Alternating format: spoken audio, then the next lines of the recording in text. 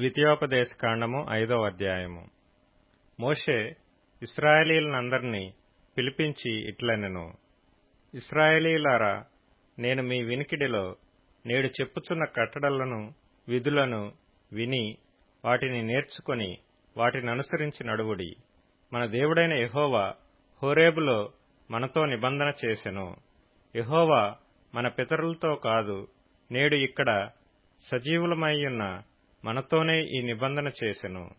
యెహోవా ఆ కొండ మీద అగ్ని మధ్య నుండి ముఖాముఖిగా మీతో మాట్లాడగా మీరు ఆ అగ్నికి భయపడి ఆ కొండ ఎక్కలేదు.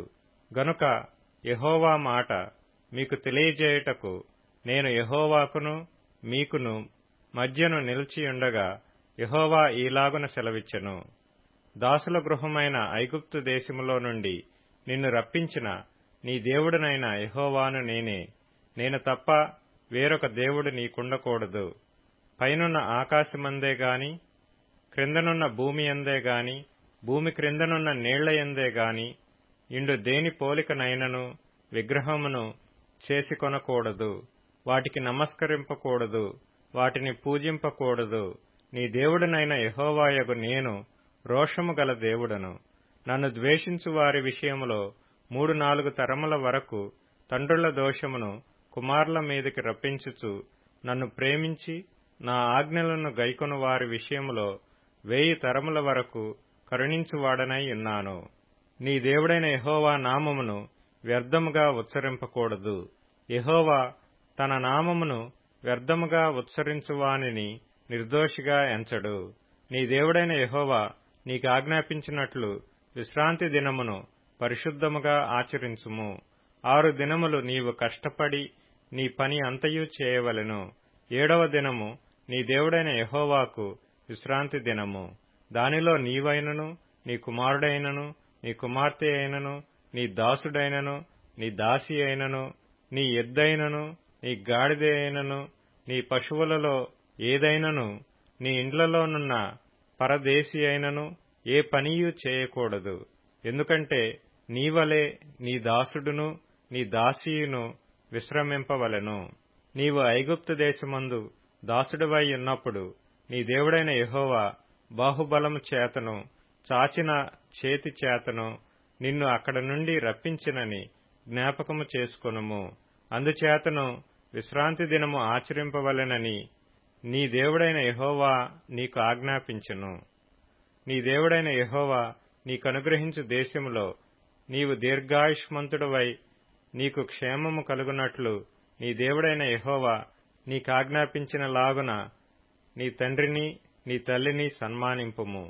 నరహత్య చేయకూడదు, వ్యభిచరింపకూడదు, దొంగిలకూడదు, నీ పొరుగువాని మీద అబద్ధ సాక్ష్యము పలకకూడదు, నీ పొరుగువాని భార్యను ఆశింపకూడదు, నీ పొరుగువాని ఇంటినైనను, వాని పొలమునైనను, వాని దాసునినైనను, వాని దాసినినైనను, వాని ఎద్దునైనను, వాని గాడిదనైనను, నీ పొరుగువానిదగు దేనినైనను ఆశింపకూడదు.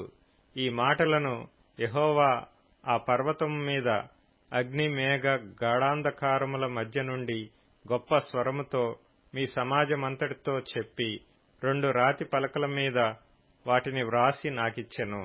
ఆయన మరేమీయూ చెప్పలేదు. మరియు ఆ పర్వతము అగ్ని వలన మండుచున్నప్పుడు ఆ చీకటి మధ్య నుండి ఆ స్వరమును విని మీరు అనగా మీ గోత్రముల ప్రధానులను మీ పెద్దలను నా యొద్దకు వచ్చి, మన దేవుడైన యెహోవా తన ఘనతను మహాత్మ్యమును మాకు చూపించెను. అగ్ని మధ్య నుండి ఆయన స్వరమును వింటిమి. దేవుడు నరులతో మాట్లాడినను వారు బ్రతుకుదురని నేడు తెలుసుకొంటిమి. కాబట్టి మేము చావనేలా? ఈ గొప్ప అగ్ని మమ్మను దహించును. మేము మన దేవుడైన యెహోవా స్వరము ఇక వినిన ఎడల చనిపోదుము. మావలే సమస్త శరీరులలో మరి ఎవడు సజీవుడైన దేవుని స్వరము అగ్ని మధ్య నుండి పలుకుట విని బ్రతికెను? నీవే సమీపించి మన దేవుడైన యెహోవా చెప్పునది యావత్తూ వినుము. అప్పుడు మన దేవుడైన యెహోవా నీతో చెప్పినది యావత్తు నీవే మాతో చెప్పిన ఎడల మేము విని దాని గైకొందుమని చెప్పితిరి. మీరు నాతో మాట్లాడినప్పుడు యెహోవా మీ మాటలు వినెను. అప్పుడు యెహోవా నాతో ఇలాగు సెలవిచ్చెను, ఈ జనులు నీతో చెప్పిన మాటలు నేను వినియున్నాను. వారు చెప్పినదంతయు మంచిదే. వారికిని వారి సంతానమునకును నిత్యమును క్షేమము కలుగునట్లు వారు నాయందు భయభక్తులు కలిగి నా ఆజ్ఞలన్నిటినీ అనుసరించు మనసు వారికుండిన మేలు. మీ గుడారములలోనికి తిరిగి వెళ్ళుడని నీవు వారితో చెప్పుము. అయితే నీవు ఇక్కడ నా యొద్ద నిలిచియుండుము. నీవు వారికి బోధింపవలసిన ధర్మమంతటినీ అనగా కట్టడలను విధులను నేను నీతో చెప్పెదను. వారు స్వాధీనపరచుకొనున్నట్లు నేను వారికిచ్చుచున్న దేశమందు వారు అలాగు ప్రవర్తింపవలెను. కాబట్టి మీరు కుడికే గాని ఎడమకే గాని తిరుగక మీ దేవుడైన యెహోవా ఆజ్ఞాపించినట్లు చేయుటకు జాగ్రత్త పడవలెను. మీరు స్వాధీనపరచుకొనబోవు దేశములో మీరు జీవించుచు మేలు కలిగి దీర్ఘాయుష్మంతులగునట్లు మీ దేవుడైన యెహోవా మీకు ఆజ్ఞాపించిన మార్గములన్నిటిలో నడుచుకొనవలెను. ద్వితీయోపదేశకాండము 6వ అధ్యాయము. నీవును నీ కుమారుడును నీ కుమారుని కుమారుడును నీ దేవుడైన యెహోవాకు భయపడి నేను నీకాజ్ఞాపించు ఆయన కట్టడలన్నీయు ఆజ్ఞలన్నీయు నీ జీవిత దినములన్నిటిను గైకొనుచు నీవు దీర్ఘాయుష్మంతుడు వగునట్లు మీరు స్వాధీనపరచుకొనుటకు ఏరు దాటి వెళ్ళుచున్న దేశమందు మీరు జరుపుకొనుటకు మీకు బోధింపవలెనని మీ దేవుడైన యెహోవా ఆజ్ఞాపించిన ధర్మమంతయు అనగా కట్టడలు విధులు ఇవే. కాబట్టి ఇశ్రాయేలు నీ పితరుల దేవుడైన యెహోవా నీతో చెప్పిన ప్రకారము పాలు తేనెలు ప్రవహించు దేశములో మేలు కలిగి బహుగా అభివృద్ధి నొందునట్లు నీవు వాటిని విని అనుసరించి నడుచుకొనవలెను. ఇశ్రాయేలు వినుము, మన దేవుడైన యెహోవా అద్వితీయుడగు యెహోవా. నీ పూర్ణ హృదయముతోనూ నీ పూర్ణాత్మతోనూ నీ పూర్ణ శక్తితోనూ నీ దేవుడైన యెహోవాను ప్రేమింపవలెను. నేడు నేను నీకాజ్ఞాపించు ఈ మాటలు నీ హృదయంలో ఉండవలెను. నీవు నీ కుమారులకు వాటిని అభ్యసింపచేసి నీ ఇంట కూర్చుండునప్పుడును త్రోవను నడుచునప్పుడును పండుకొనున్నప్పుడును లేచునప్పుడును వాటిని గూర్చి మాట్లాడవలెను. సూచనగా వాటిని నీ చేతికి కట్టుకొనవలెను. అవి నీ కన్నుల నడుమ బాసికము వలె ఉండవలెను. నీ ఇంటి ద్వార బంధముల మీదను నీ గవునుల మీదను వాటిని వ్రాయవలెను.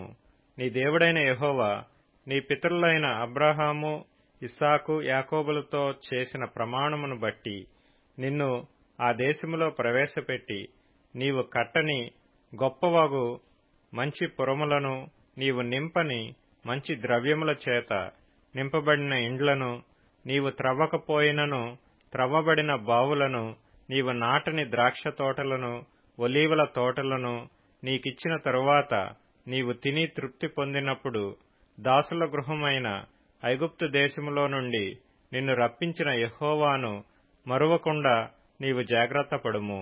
నీ దేవుడైన యెహోవాకు భయపడి ఆయనను సేవించి ఆయన పేరట ప్రమాణము చేయవలెను. మీరు ఇతర దేవతలను అనగా మీ చుట్టూనున్న జనముల దేవతలను సేవింపకూడదు. నీ మధ్యను నీ దేవుడైన యెహోవా రోషము గల దేవుడు గనుక నీ దేవుడైన యెహోవా కోపాగ్ని ఒకవేళ నీ మీద రగులుకొని దేశములో నుండకుండా నిన్ను నశింపజేయును. మీరు మస్సాలో మీ దేవుడైన యెహోవాను శోధించినట్లు ఆయనను శోధింపకూడదు. మీ దేవుడైన యెహోవా ఆజ్ఞలను అనగా ఆయన నీకు నియమించిన శాసనములను కట్టడలను జాగ్రత్తగా ఆచరింపవలెను. నీకు మేలు కలుగునట్లును నీ ఎదుట నుండి నీ సమస్త శత్రువులను వెళ్లగొట్టెదనని యెహోవా చెప్పిన ప్రకారము నీ పితరులతో ప్రమాణము చేసిన ఆ మంచి దేశములో నీవు ప్రవేశించి దాని స్వాధీనపరుచుకొనున్నట్లును నీవు యెహోవా దృష్టికి యథార్థమైనదియు ఉత్తమమైనదియు చేయవలెను. ఇక మీదట నీ కుమారుడు మన దేవుడైన యెహోవా మీకాజ్ఞాపించిన శాసనములు కట్టడలు విధులు ఏవని నిన్ను అడుగునప్పుడు నీవు నీ కుమారునితో ఇట్లనుము, మనము ఐగుప్తులో ఫరోకు దాసులమై ఉండగా యెహోవా బాహుబలము చేత ఐగుప్తులో నుండి మనలను రప్పించెను. మరియు యెహోవా ఐగుప్తు మీదను ఫరో మీదను అతని ఇంటి వారందరి మీదను బాధకరమైన గొప్ప సూచక క్రియలను అద్భుతములను మన కన్నుల ఎదుట కనుపరిచి, తాను మన పితరులతో ప్రమాణము చేసిన దేశమును మనకిచ్చి, మనలను దానిలో ప్రవేశపెట్టుటకు అక్కడ నుండి మనలను రప్పించెను. మనకు నిత్యము మేలు కలుగుటకై యెహోవా నేటి వలె మనలను బ్రతికించున్నట్లు మన దేవుడైన యెహోవాకు భయపడి ఈ కట్టడలనన్నిటినీ గైకొనవలెనని మనకాజ్ఞాపించెను. మన దేవుడైన యెహోవా మనకాజ్ఞాపించినట్లు ఆయన సన్నిధిని ఈ సమస్తమైన ఆజ్ఞలను అనుసరించి మనము నడుచుకున్నప్పుడు మనకు నీతి కలుగును. కీర్తనల గ్రంథం 40వ కీర్తన. బలులైనను నైవేద్యములైనను నీవు కోరుటలేదు. నీవు నాకు చెవులు నిర్మించియున్నావు. దహన బలులనైనను పాప పరిహారార్థ బలులనైనను నీవు తెమ్మనలేదు. అప్పుడు పుస్తకపు చుట్టలో నన్ను గూర్చి వ్రాయబడిన ప్రకారము నేను వచ్చియున్నాను. నా దేవా, నీ చిత్తము నెరవేర్చుట నాకు సంతోషము. నీ ధర్మశాస్త్రము నా అంతర్యములోనున్నది. నా పెదవులు మూసికొనక మహాసమాజములో నీతి సువార్తను నేను ప్రకటించియున్నానని నేనంటిని. యెహోవా, అది నీకు తెలిసేయున్నది. నీ నీతిని నా హృదయములో నుంచుకొని నేను ఊరకుండలేదు. నీ సత్యమును నీ రక్షణను నేను వెల్లడి చేసియున్నాను. నీ కృపను నీ సత్యమును మహాసమాజమునకు తెలపక నేను వాటికి మరుగుపరచలేదు. సామెతల గ్రంథం 10వ అధ్యాయం. యథార్థంగా ప్రవర్తించువాడు నిర్భయముగా ప్రవర్తించును. కుటిలవర్తనుడు బయలుపడును. కనుసైగ చేయువాడు వ్యధ పుట్టించును. పనికిమాలిన వదరుబోతు నశించును. నీతిమంతుని నోరు జీవపు ఊట. భక్తిహీనుల నోరు బలాత్కారము మరుగుపరచును. లూకాసు వార్త 6వ అధ్యాయం. ఆ దినముల యందు ఆయన ప్రార్థన చేయుటకు కొండకు వెళ్లి దేవుని ప్రార్థించుట యందు రాత్రి గడిపెను.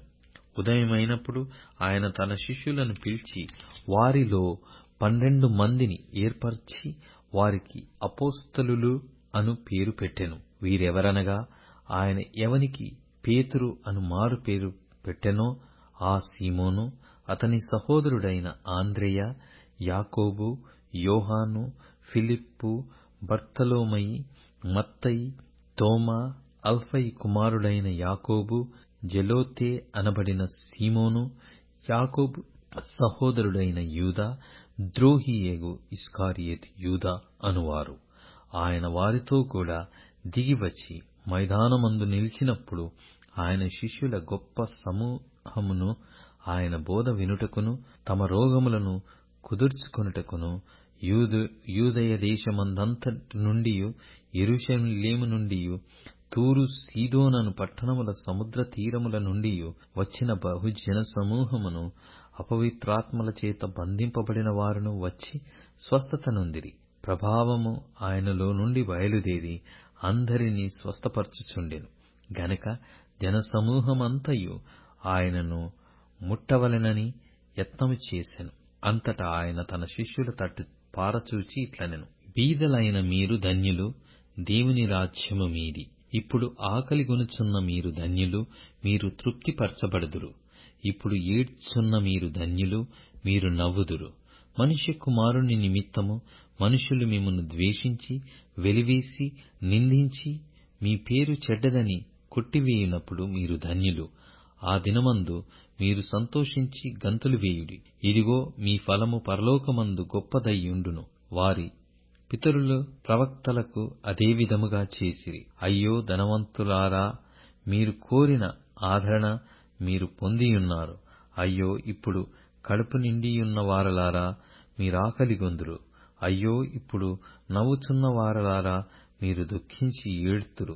మనుషులందరూ మిమ్మును కొనియాడునప్పుడు మీకు శ్రమ.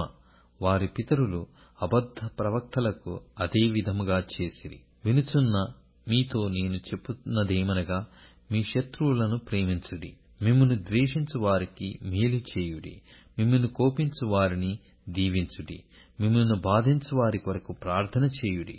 నిన్ను ఒక చెంప మీద కొట్టిన వాని వైపునకు రెండవ చెంప కూడా త్రిప్పుము. నీ పైబట్ట ఎత్తికొని పోవువానిని నీ అంగీని కూడా ఎత్తికొని పోకుండా అడ్డగింపకము. నిన్నడుగు ప్రతివానికిని ఇమ్ము. నీ సొత్తు ఎత్తుకొని పోవువాని యొద్ద దాని మరల అడగవద్దు. మనుష్యులు మీకేలాగు చేయవలెనని మీరు కోరెదరో అలాగు మీరును వారికి చేయుడి. మిమ్మును ప్రేమించు వారినే మీరు ప్రేమించిన ఎడల మీకేమి మెప్పు కలుగును? పాపులను తమ్మును ప్రేమించు వారిని ప్రేమింతురు గదా. మీకు మేలు చేయువారికి మేలు చేసిన ఎడల మీకేమి మెప్పు కలుగును? పాపులను అలాగే చేతురు గదా. మీరెవరి యొద్ద మరల పుచ్చుకొనవలెనని నిరీక్షింతురో వారికే అప్పు ఇచ్చిన ఎడల మీకేమి మెప్పు కలుగును? పాపులను తామిచ్చినంత మరల పుచ్చుకొనవలెనని పాపులకు అప్పు ఇచ్చెదరు గదా. మీరైతే ఎట్టివారిని గూర్చి అయినను నిరాశ చేసుకొనక మీ శత్రువులను ప్రేమించుడి, మేలు చేయుడి. అప్పుడు మీ ఫలము గొప్పదయ్యుండును. మీరు సర్వోన్నతుని కుమారులయ్యుందురు. ఆయన కృతజ్ఞత లేని వారి ఎడలను దుష్టుల ఎడలను ఉపకారి అయ్యున్నాడు. కాబట్టి మీ తండ్రి కనికరము గలవాడయ్యున్నట్టు మీరును కనికరము గలవారయ్యుండుడి.